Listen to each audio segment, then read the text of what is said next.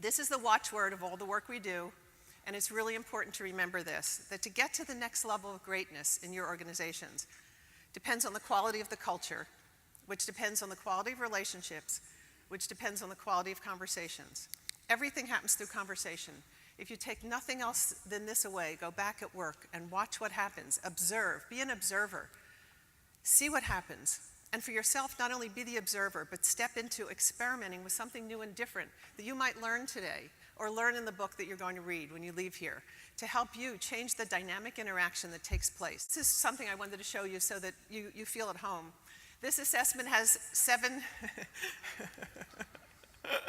I do like data. You're going to see a couple I really do like data.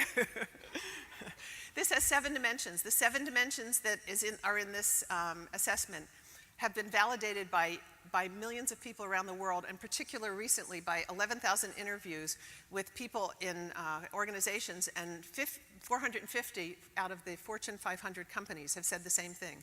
What takes leaders out are the inability to set a vision and to connect with people around the vision, an inability to have good interpersonal skills, an inability to have good, strong stretch goals, an inability to collaborate with others, an inability to innovate with others, an inability to develop other people so that they can work with you and help them rise to the highest level they can, and an inability to celebrate success. And this morning we even heard about, do we talk about the good news or the bad news? Those 7 dimensions can either take a leader out or bring them into the game, and this particular assessment that we've done actually divides each one of those dimensions into specific actions.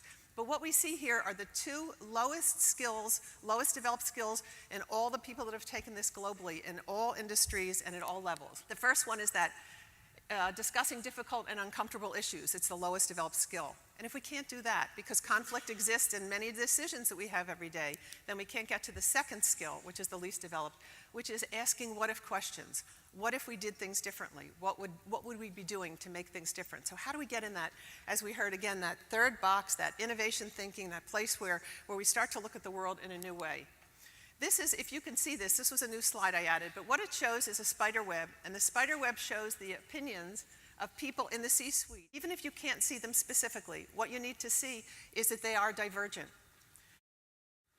And so what we try to do is give leaders tools to help understand where they diverge so that they can look for convergence, so they can find common ground with each other. If tension lives and people say, I'll never get along with that person, we think so differently, we've now created a bridge, don't have the bridge we need, in fact, to make those connectivities. This is our DNA assessment a year before the crash, and this represents 27 financial institutions. Take a look at where the red lives in this particular, by the way, in case it's not clear, red is not good. Yellow is in between that world of uncertainty where you're not sure, and green is great.